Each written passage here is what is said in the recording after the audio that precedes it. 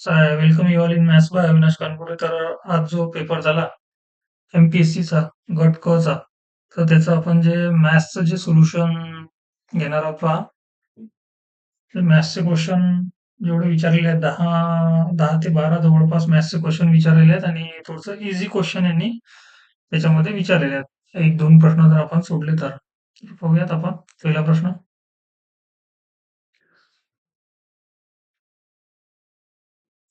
तर प्रश्न आहे, मुंबई आणि गोवा या स्थानकांमधील अंतर 540 किमी आहे. दोन रेल्वे गाड्या सकाळी 7:30 वाजता एकाच वेळी या दोन्ही स्थानकांवरून परस्पर विरुद्ध दिशेने निघतात. म्हणजे इथं कुठंतरी काय आहे? मुंबई आहे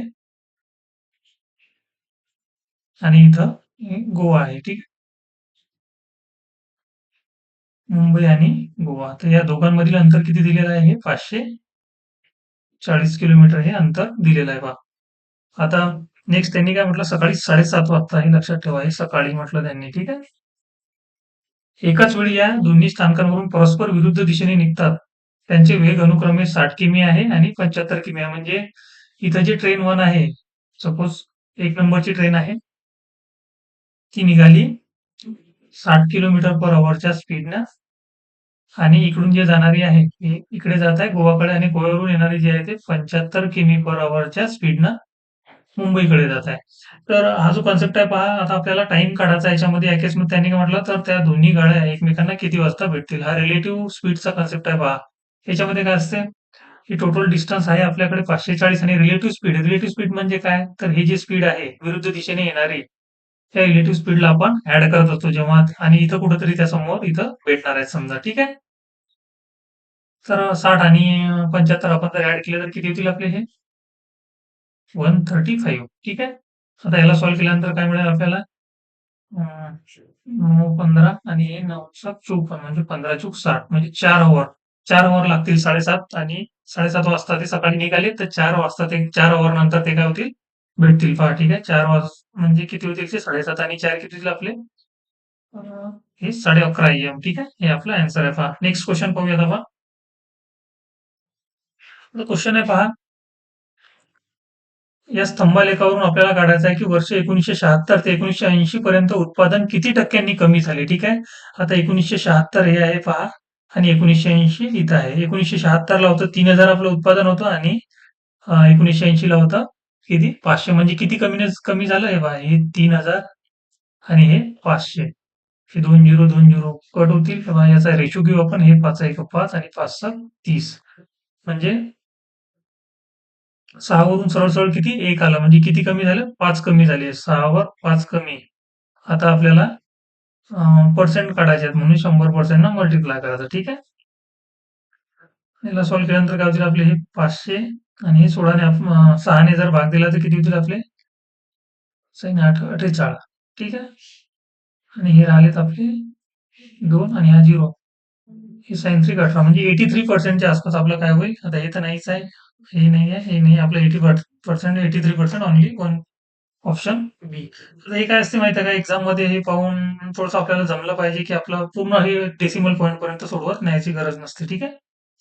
नेक्स्ट क्वेश्चन आहे आपला बघा. एका चौरसाची बाजू 25% वाढली, तर त्या चौरसाचे क्षेत्रफळ किती टक्क्याने वाढेल? आता चौरसाची बाजू, तर आपल्याला हे माहित पाहिजे, हा जर समजा हा चौरस असेल, ठीक आहे, हा एखादा काय असेल असा, हा चौरस आहे पहा, तर याची बाजू ए असेल आणि हे जर ए असते, तर याच्यामध्ये सीन काय असते पहा, बाजू 25% वाढली. आता 25% म्हणजे काय? 25% म्हणजे 1/4, म्हणजे 4 वर 1 वाढला. म्हणजे आधी जर बाजू 4 असेल, तर आता किती झाली? 5 झाली. आता याचा क्षेत्रफळाचा याच्यासोबत कन्सेप्ट काय आहे, की बाजू जर 4 5 झाली, तर याचं जे क्षेत्रफळ असते, तर ते याचा वर्ग होत असते पहा. जर बाजू 4 5 झाली, तर जो एरिया किंवा क्षेत्रफळ असते, तो याचा वर्ग होत असते. वर्ग म्हणजे किती होईल? 4 चूक 16 आणि हे 5 5 25. या रेशोमध्ये चेंज होत असते. ठीक आहे. तर याची कन्सेप्ट मी आपल्या एका व्हिडिओमध्ये सांगितलेला आहे, जेव्हा आपण शेकडेवारी घेतलाय, तो नक्कीच तुम्ही पहा. डिस्क्रिप्शन मध्ये आपण त्याची लिंक देऊन देऊया. ठीक आहे. तर किती वाढले? हे 16. क्षेत्रफळ जर 16 असेल, तर हे किती वाढलं? 25 झालं पहा. म्हणजे 16 वर किती वाढले? +9 वाढले. ठीक आहे. म्हणजे 16 वर 9 वाढले 100 वर किती पर्सेंटेज काढायचं 100% न मल्टिप्लाय करायचं. ठीक आहे. म्हणजे आपल्या इथे 900 भागीला 16 हे 16 पंच 80 आणि राहिले किती 56% आसपास आपला हे वाढणार आहे. पुढचं डेसिमलचं कॅल्क्युलेट करायचंच नाही. हे 37 नाही आहे, 50 येणार नाही, 25 नाही. 56% ऑप्शन 3. ठीक आहे. एका संख्येचे 4 पंचमांश ही त्या संख्येच्या 60% पेक्षा म्हणजे एखादी संख्या आहे पहा, त्या संख्येचा 4 पंचमांश म्हणजे ती जर संख्या x असेल, तर त्याच्या 4/5 ही त्या संख्येच्या 60% पेक्षा म्हणजे एखादी संख्या आहे, म्हणजे तीच संख्या आहे. त्या संख्येचे 60% म्हणजे 6 किती म्हणू शकतो आपण? याला आपण म्हणू 60% म्हणजे आपण असं म्हणू शकतो 6/10 किंवा याला आपण म्हणू शकतो 3/5 असंही म्हणू शकतो. ठीक आहे. त्या संख्येची जी 3/5 आहे, याचा जो फरक आहे तो किती आहे? 10 आहे. ठीक आहे. याला जर सॉल्व्ह केलं आपण तर हे काय होतील? 4x - 3x आणि हे होतील 5, 5 हे 10 म्हणजे x बरोबर किती दिले आपले 50 आणि हेच आपलं काय आन्सर आहे पहा. नेक्स्ट क्वेश्चन पाहूयात आपण. इथं काय केलं आपण 4/5 केले आणि 60% चे आपण 3/5 घेतले. या 60% ला आपण काय केलं 3/5 लिहिलं पहा आणि याचाच फरक 10 दिलेला आहे. ठीक आहे. आणि त्याला आपण सॉल्व्ह केलं. हा एक थोडासा बढिया क्वेश्चन आहे पहा. मिश्र धातू ए आणि बी मध्ये तांबे आणि जस्त यांचे प्रमाण अनुक्रमे काय आहे? हा सपोज हा ए मिश्र धातू आहे आणि हा बी मिश्र धातू आहे. याच्यामध्ये काय आहे? जस्त आणि सॉरी इथं तांबे येईल. आपण आधी तांबे घेऊ. हे चुकलं नाही पाहिजे, नाही तर आपला आन्सर सरळ सरळ काय होते चुकून जाते पहा. तांबे आणि जस्त याचा रेशो काय दिलेला आहे? 4:3 दिलेला आहे. ठीक आहे. 4:3 दिलेला आहे. आणि मिश्र धातू आहे पहा बी. तर याच्यामध्ये तांबे आणि जस्त तांबे आणि जस्त याचा रेशो काय दिलेला आहे? 9:5 दिलेला आहे. आता नेहमी आपल्याला जेव्हा सी धातू बनवायचा असते, आता हे पहा हा मिश्र धातू आहे एक, ए वाला हा बी आहे आणि हा सी आहे. जेव्हा आपल्याला थर्ड मिश्र धातू बनवायचा असते, तर हे रेशो कसं असते हे बघा. हे आपल्याला याचं टोटल क्वांटिटी इक्वल करायची असते. नेहमी टोटल क्वांटिटी इक्वल करायची. म्हणजे याची टोटल क्वांटिटी किती आहे? 7 आहे. त्याची टोटल क्वांटिटी किती आहे? 9 5 हे 14 आहे. आता इथं 14 आहे, तर आपण काय करणार? इथंही 14 करणार. म्हणजे याला मल्टिप्लाय करणार आपण 2 ने. म्हणजे हे किती होईल? हे 4 दुनी 8 होतील, हे 3 दुनी 6 होतील आणि हे 7 दुनी 14. म्हणजे आता या केसमध्ये काय झालं, की आपली जे टोटल आहे तांबे आणि जस्ताची ती सेम आली पहा. तांबे आणि हे 8. आता हा रेशो काय होईल आपला? हे पहा हा झाला 8 6 आणि हे झाले टोटल 14. पहा ही जी टोटल आहे, ही पहा ही 14 आली आता दोन्ही केसमध्ये. ठीक आहे. 14 कशी आणली आपण? तर टोटल जी आहे ती सेम केली आणि नंतर आपला हा जो रेशो आला, हा आपला एक्झॅक्ट रेशो होईल. ज्यानं आपण थर्ड मिक्सचर आपण बनवणार. ठीक आहे. हे जे थर्ड मिक्सचर आहे हे आपल्याला बनवायचं आहे पहा. मग आता काय करणार आपण? इथं तांबे आणि जस्त आता हे घेणार आपण याचा रेशो काढणार. याच्यामधलं तांबे घेणार 8 आणि याच्यातलं तांबे घेणार किती? 8 अधिक 9 किती झाला? 17 आणि आता जस्त घेणार याच्यामधलं 6 आणि याच्यामधलं 5. 6 आणि 5 11 आणि हाच आपला काय तांबे आणि जस्ताचा काय होईल? रेशो होईल नवीन धातूमध्ये 17 11. मेथड आवडली तर नक्कीच आपल्या व्हिडिओला लाईक आणि शेअर करा मित्रांनो. बेस्ट सोल्युशन आपण प्रोव्हाईड करत आहोत. नेक्स्ट क्वेश्चन पाहूयात. दोन क्रमागत विषम संख्यांच्या वर्गातील फरक 112 आहे पहा. तर त्यापैकी लहान संख्येचा वर्ग किती? आता दोन क्रमागत विषम संख्या, समजा ती लहान संख्या x आहे आणि त्यानंतर आता पहा एखादी संख्या जर ही असेल, जर आपला समजा 1 आहे, तर 1 नंतरची जी विषम संख्या आहे ती कधी येत असते? 1 नंतरची विषम संख्या 3 आहे. म्हणजे ते काय होते? ही जर 1 जर विषम संख्या असेल तर 1 अधिक काय होते? हे पहा 2 होते. ठीक आहे. मग तसंच आपण इथं करणार आहोत पहा. जर आपली विषम संख्या जर x असेल, तर नेक्स्ट विषम संख्या काय येईल आपली? x अधिक 2 येईल पहा. ठीक आहे. म्हणजे लहान ही आहे आणि ही काय आहे? ही मोठी आहे. ठीक आहे. त्यांनी काय म्हटलं? दोन क्रमागत विषम संख्यांच्या वर्गातील फरक. आता मोठी संख्या फरक किती आहे? 112 आहे. हा पॉझिटिव्ह आहे म्हणून मोठ्या संख्येतून लहानी संख्या वजा करणार. म्हणजे x अधिक 2 चा वर्ग करणार वजा x चा वर्ग करणार. याच्यातील फरक 112 आहे. आता याला जर सॉल्व्ह केलं तर काय होईल आपल्याकडे? एक्स स्क्वेअर प्लस हा एक्स अधिक 2 आहे पहा. X square plus 4 plus 4x. ठीक आहे. Minus x square 112. आता याला सॉल्व्ह केल्यानंतर हे एक्स स्क्वेअर कॅन्सल होईल प्लस मायनस आणि हे 4x बरोबर आपले किती येतील? 108 येतील. ठीक आहे. आता एक्स बरोबर काय येईल आपला, तर हे होतील 27. ठीक आहे. आता त्यांनी काय म्हटलं, लहान संख्येचा आपल्याला काय पाहिजे, वर्ग पाहिजे. तो काय येईल आपला 729. ठीक आहे. 27 चा वर्ग किती येईल, 729 येईल. ठीक आहे. नेक्स्ट क्वेश्चन पाहूयात आपण.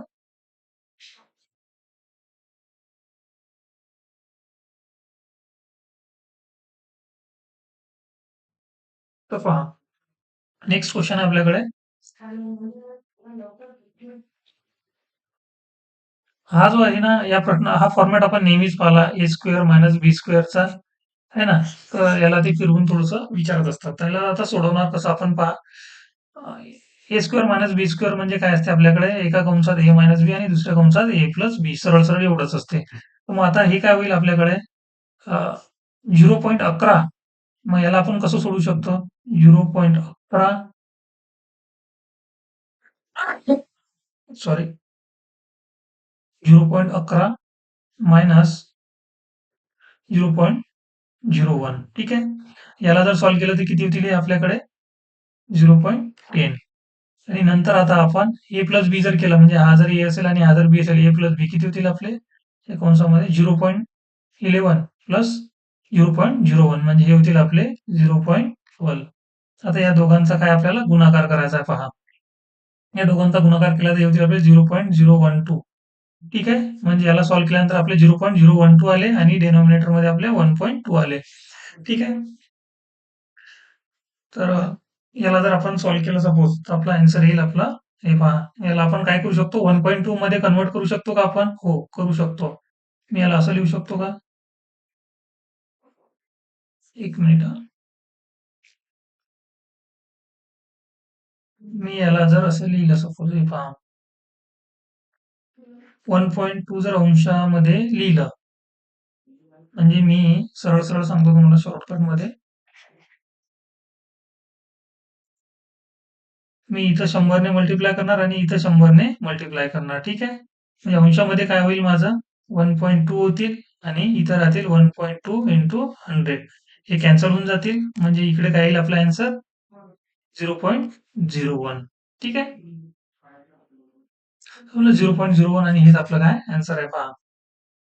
नेक्स्ट क्वेश्चन पाहूयात.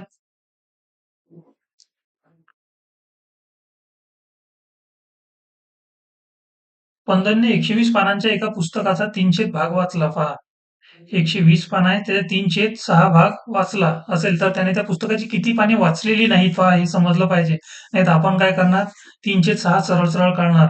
306 काढले. आता इथंही पहा एक शॉर्टकट आहे. 306 म्हणजे काय, 306 म्हणजे दुसरं काही नसून 1/2 आहे. ठीक आहे. 1/2 सरळ सरळ. लक्षात आलं का? याला पेन आणि पेपर उचलायची गरज नाही आहे. 306 म्हणजेच काय, इथं सॉल्व्ह केलं, 3 1 3, 3 2 6 म्हणजे 1/2 होतील. 1/2 वाचले त्याने. मग 1/2 वाचले नसतील. मग 120 चे 1/2 म्हणजे अर्धे 60. म्हणजे त्याने 60 वाचले आणि 60 वाचलेले नाहीत आणि हेच काय आपलं आन्सर आहे बघा. याला तर पेन उचलायची गरज नव्हती. आता बरेच वेळा काय होते, की इथं 306 आलं म्हणून ठीक आहे. ठीक आहे. इथे यांनी काय केलं, 306 केलं. 306 नसतं किंवा 405 असतं तर थोडंसं म्हणजे आपल्याला ते सोडवावं लागलं असतं. असं नाही की मग 405 असतं तर आपण 120 चे 405 काढले असते. तसं काही नाही. आपण सरळ सरळ 120 चे 1/5 काढले असते. कारण न वाचलेलं त्यांनी विचारलेलं आहे. पहा किती पाने वाचले नाहीत. आता इथं काय होत आहे, की 1/2 म्हणजे 2 पैकी 1 पाने वाचले, हे वाचलेले आहेत आणि 2 पैकी 1 पानं हे वाचलेले नाही आहेत. म्हणून 1/2 आपण याचे काढले. तर हे किती होतील, 60 होतील आणि हेच आपलं काय आन्सर आहे पहा. नेक्स्ट क्वेश्चन पाहूयात आपण. याच्यामध्ये त्यांनी काय विचारलं, राम, श्याम आणि जॉन यांच्या 5 वर्षापूर्वीच्या वयाची सरासरी 16 होती. ठीक आहे. 5 वर्षापूर्वी त्यांच्या वयाची सरासरी किती होती, 16 होती पहा. म्हणजे 5 वर्षापूर्वी त्यांचं वय किती असेल बरं, 16 गुणिला 3 म्हणजे हे 48.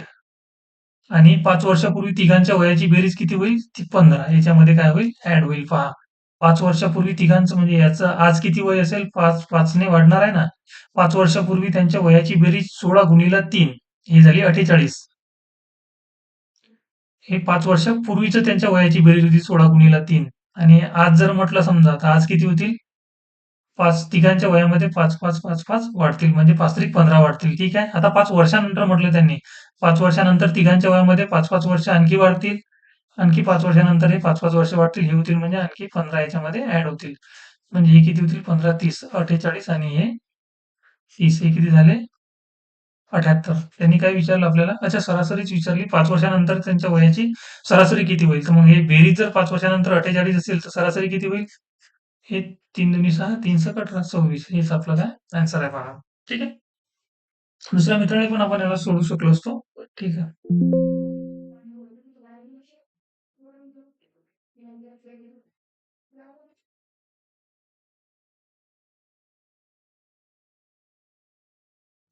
नेक्स्ट क्वेश्चन आहे पहा. हा थोडासा बढिया क्वेश्चन आहे.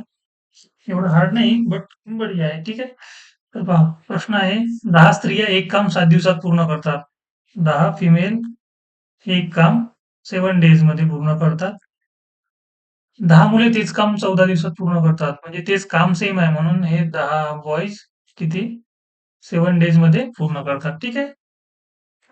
मग आता इथून आपल्याला काय भेटणार आहे? याला सॉल्व्ह केलं तर हे 10-10 कॅन्सल होतील आणि 7 हे काय होतील? आपले फिमेल आणि हे बॉयज यांचा रेशो काय येईल आपला? 2:1. यांच्या एफिशियन्सीचा रेशो काय येईल आपला? 2:1 येईल. म्हणजे टोटल वर्क जर आपल्याला काढायचं असलं, तर हे पहा, 10 फिमेल एक काम किती दिवसात करतात? 7 डेज मध्ये करतात. मग मी 10 गुणिले फिमेलची एफिशियन्सी किती आहे? 2 आहे.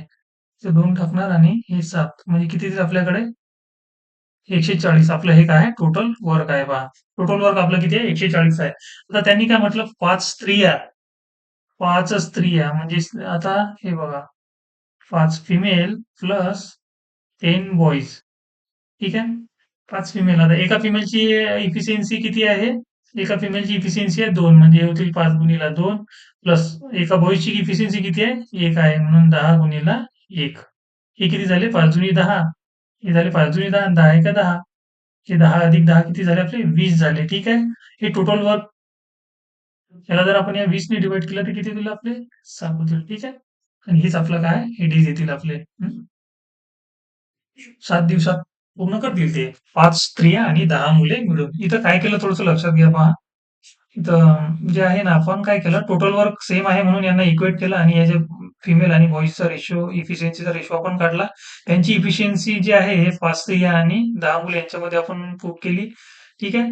आणि हे जे टोटल वर्क आहे आपलं 140, तर याला या टोटल वर्कने डिवाइड केलं आपण म्हणजे आपले डेज आले त्याच्यामध्ये. ठीक आहे. हे जे टोटल वर्क आहे या टोटल वर्कला आपण या 20 ने काय केलं? डिवाइड केलं म्हणजे आपलं टोटल काय आले? डेज आले पहा इथं. ठीक आहे. लक्षात घ्या थोडं. समजलं नसेल तर व्हिडिओ पुन्हा पहा आणि सोल्युशन्स आवडले असतील तर व्हिडिओला लाईक नक्कीच करा आणि शेअर करा. Thank you friends.